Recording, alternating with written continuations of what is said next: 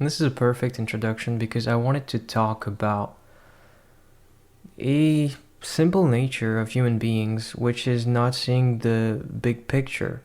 So, I often get upset at the most mundane things, and I wanted to record this episode on my laptop because I can use the touchpad and it's easier on my arms. But it wouldn't work, and so I had to use the PC, and now Cubase doesn't recognize the audio drivers and stuff, and it's the kind of thing a year ago I would have just gotten into it headlong and solved it and stuff, but now I try to do as little clicks as I can and it just annoys me. And it's quite fantastic, really. I wanted to talk about it yesterday. I think a chicken went into my room and scraped some stuff. And it's really. I've gone through things that are actual things that are real and tangible, and you can explain them to someone and they go like, oh shit.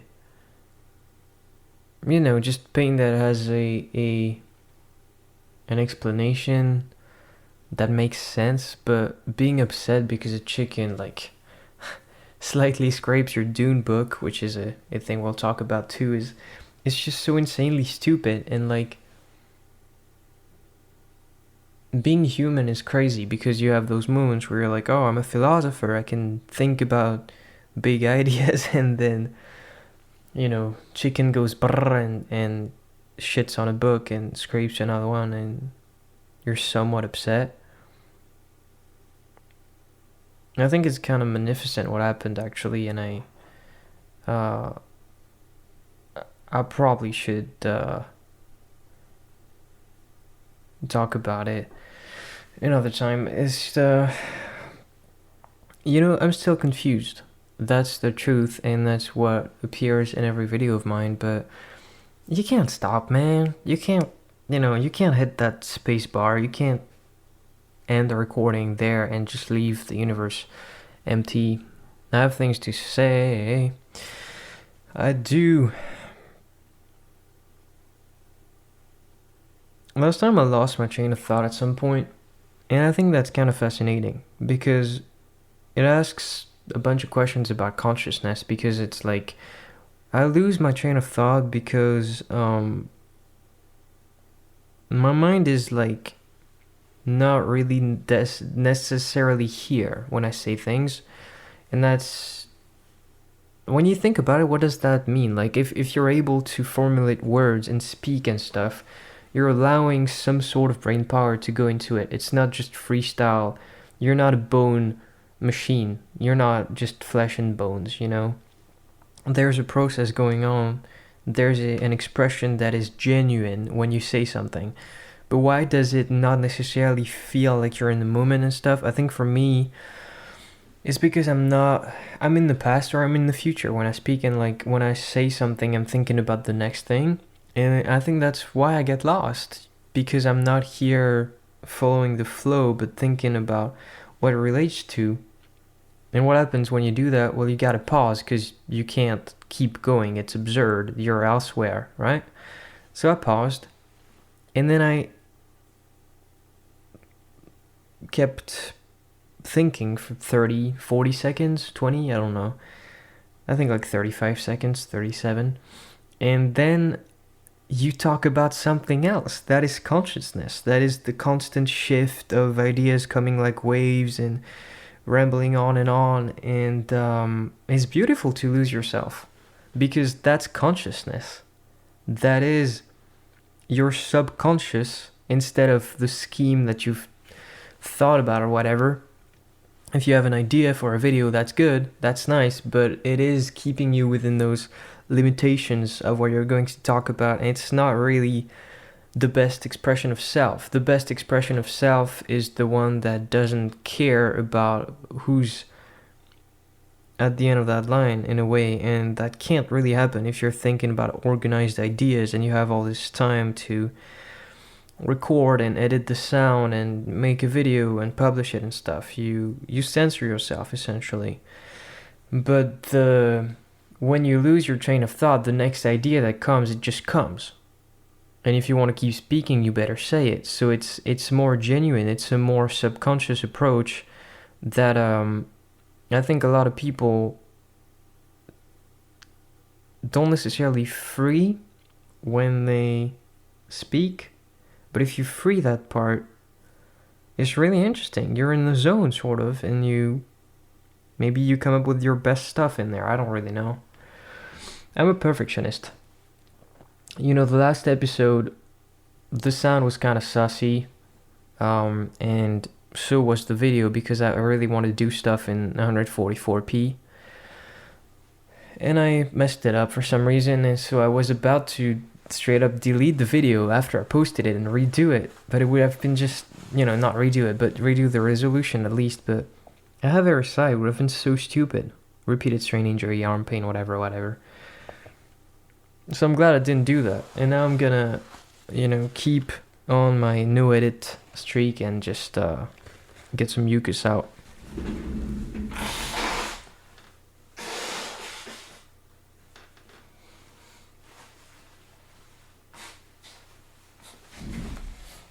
Allergies. I'm really J-Schlat, I'm really just J-Schlat. This is already like the channel that I like the most. It's pathetic, but it's awesome. I'm proud of myself for not redoing this video, for trying to grow and grow out of being a perfectionist, because it is insane. It is purely insane. Perfectionism kills life. I'm sure I have so much more to say about it. So this is just a rapid fire sort of video. Because boys, there is a lot to say and I don't really want to just ramble like this. Which is exactly what the next point is. And the next point is the most interesting. And one I really want to word correctly. So this channel, if I were still a perfectionist, which I still am, I would say, this video, it's not that good. Other videos will be organized and stuff and blah, blah, blah. But I just said, subconscious stuff is interesting too. I don't want my idea to be that this isn't a video and that the next video will be. It's all videos. It's all life. It's all... Maybe I've already talked about that. I don't know. Man. I'm not exactly in the same state I was in when I was making the other videos. It was a little bit more pure. I'm a little foggy now. It's another thing, like you can't wait. You can't wait to do stuff when it's the right time. You have to do it every time, and eventually it's gonna be a better time every time. So... attempt to connect were made with my first YouTube channel, and then it kept being made, and I started blurring everything. I started seeing everything as art, which was the point, right? Every video that I put on this first channel was supposed to be sort of art, and so it eventually... I started journaling on the internet. I started just rolling the camera and talking about my day, talking about my feelings like I would to myself or a shrink. And I do not want to do that. I want to get better at selecting things that are more appropriate to say to a shrink. I'm starting... Is it appropriate to say that? I'm starting therapy on Thursday. I'll have plenty of opportunities to talk about, stuff that really affects me. And when your heart is like full of this love and willingness to connect, all of a sudden you can really do some... How do I word this? You can put your words in the wrong place. and you can go down a path you don't really want to go down. And it is so hard because it's such a paradox. I don't want to journal on the internet, right? But at the same time, I want to be authentic and genuine. And so having to stop journaling because I no longer wanted to do it made me rethink a lot and made me go the other way. And I was starting to be like, I don't want to talk ever, and I want people to care only about my art and my music and what I have to offer. I don't want people to get attached to me as a human, because that's not the kind of world I want to live in. And I hate the star system and the idea that you have to be quirky and fun and smart and genuine when you say things. And I don't want to explain anything. I don't want to say where I'm coming from. I don't want to talk about my life or explain any of my lyrics or talk about people I know and completely put the curtain up and be a mystery that just puts music out. But maybe that's not the right approach, and I no longer want to have a clear idea of what I want to do before I try and do it. So I'm fine with not knowing. I'm fine with fine tuning this thing as I go and walking that line between disappointment and happiness. I don't know. Um, man, anytime I hear people, anytime I can tell that the mic is picking up some other stuff, I get super self-conscious. But this is another thing that I need to practice, like not being perfectionist about that either. Look, there's two extremes. There's being this mysterious thing that doesn't speak, and there's oversharing. But the truth lies somewhere in the middle. Like, why do I care about Jimi Hendrix? Now, his music is fucking sick, but would it be the same if I didn't know that he picked up guitar so late and had such a shit childhood and missed a mother and went to the army, and the whole story, the whole back story, the thing where coming from the States, moving to London, dying of an overdose at 27, so romanticized. But there's reasons why you romanticize those things, because it's truth, and it's a human life that is incredible, of simplicity and insanity. It's just so extreme, and that's why you care, because when you hear a Hey Joe, you hear a 23, 24-year-old dude, absolute guitar mad lad, doing impossible things at a time where there was no Jimi Hendrix. We're all just... John Mayer said, what defines a guitarist is where they land on the scale of trying to be Jimi Hendrix, where they just stop. And he's not wrong. I mean, everyone hears about him and stuff like that, but he got his inspirations from something else. Is that the second time I'm talking about Hendrix on here? I assume so. Somewhere in the middle. I think I have to be, because of the way things are, and I just want to talk and share. The way to destroy the star system, and the way to destroy the distorted view that people have of artists and stars, is to share in a subconscious way, is to share in an unfiltered, uncensored, uncut way what you feel and what you are, and not try to build a stage and dance on it. Just being, that is essentially the alternative. Oh, sorry, there might have been a bit of noise. the alternative to the veneration. You know, I talked about Dune a bunch, and it's been a while since I haven't made one of these, like over 10 days, and I was reading Dune a few pages before I started the previous video, but I haven't read it since. But I read it like 7, 8 years ago, and I remember, might be wrong about some parts.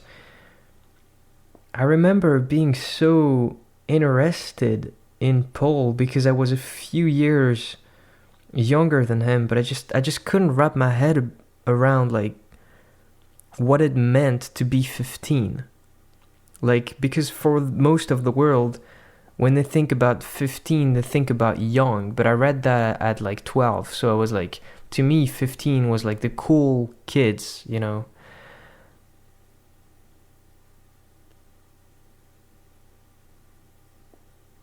12, 13. I don't remember at all when I actually read it.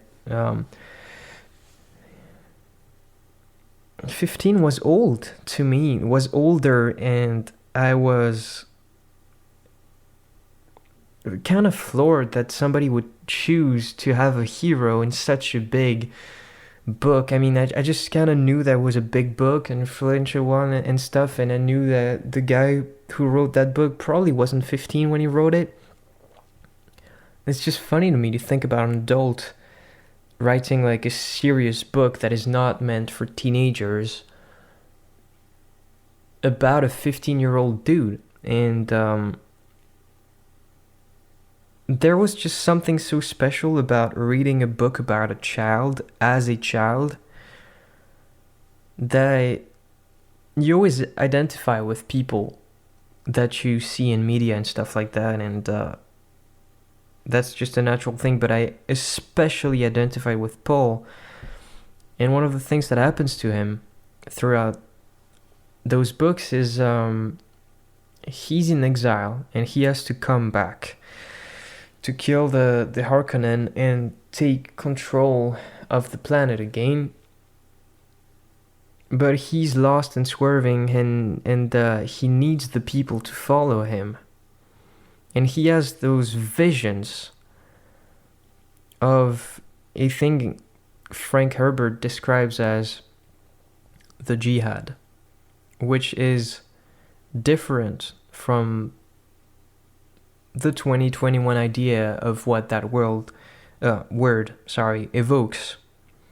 It is just the way he describes it, the way Paul sees it. He has to become a leader to the people of Arrakis, and there is no way of doing that without an absolute genocide happening all over the universe, essentially, in his name, because the means to taking control back of the planet are through becoming like a legend.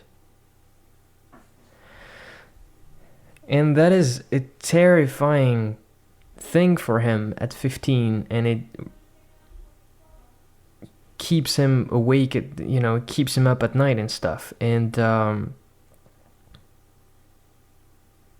don't remember when it started for me or how, because it's starting to date a little bit back, and I don't know what the starting point to a thing like that would be, but I started like thinking about what could happen if I attained my full potential musically and put out the stuff that I want to put out and stuff. It must have been around the time I was writing my first album or something, and I just started seeing this thing where I would be so famous no matter what. Like, I couldn't stop it. There was nothing I could do to stop it. I would just like put out music and the world would go crazy on me. And that was my idea of my crazy thing that I couldn't stop in my crusade, sort of. That didn't necessarily want, but that had to happen because it was a consequence of achieving my dream, which is something that I wanted. And I was right. I wasn't right about me. I was right about Billie Eilish, right? There are people that just exist, and you can say what you want about the stage that Billie has built, but it's pretty close to like her room, you know? The way she presents herself is, pretty close to who she actually is. And people fall in love with that and fall in love with the music. And you throw a few million on top of it, right, for advertising and stuff, but come on, man. It's fate. It had to happen. Like, look at her and look at what she does. It's just like, it was inevitable. Inevitable. Those things do happen. People start idolizing artists, start idolizing musicians, and don't see through. Don't see through their own distorted view of that person, and become stans and become avid supporters and feed into like the paparazzi culture and, oh, look at my selfie with Billie and look at me paying $500 to go to a meet and greet and stuff like that. And I it scares me because I would do that. As much as I hate it, I would do that. I would, I would work my whole life to meet Jimi Hendrix. I would pay for a meet and greet if I could meet Billie. Why? Why can't you just like take in the beautiful art and realize that chill people exist all over the world, and like, I don't know. I hate the idea of the crusade, I hate the idea that people could get caught up and start idealizing me, and I feel a little better because it's starting to be less and less likely. Um, and, just realizing how hard it actually is to grow an audience and stuff like that. But it probably started before I even attempted to put anything out, or before I even like shared my music with even my friends or something. I just like went through this thing that I'll explain later of completely taking music in a very different way that I used to, and writing so much and caring for it so much that I was like, man, I'm gonna be a rock star, and there's nothing I can do to stop that.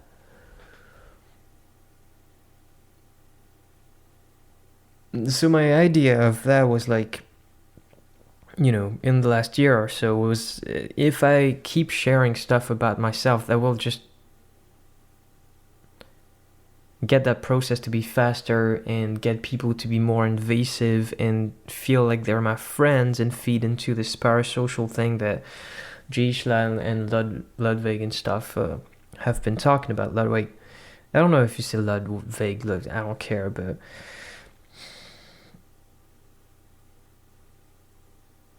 the truth is, yeah, it's being honest kind of decreases your risks of that happening, actually, I feel like.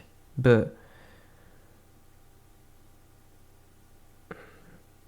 I still try to be conscious of it. And in the grand scheme of things, I don't think I'm really at risk of anything like that happening to me. I really did not intend for this video to be the longest one yet, but I guess I'm pretty passionate about that. I think you get my point. And there is just so much to say on this channel, and so many questions, and so much time that I need to put into this, that I'd rather stop now, recollect, and see you for a next episode.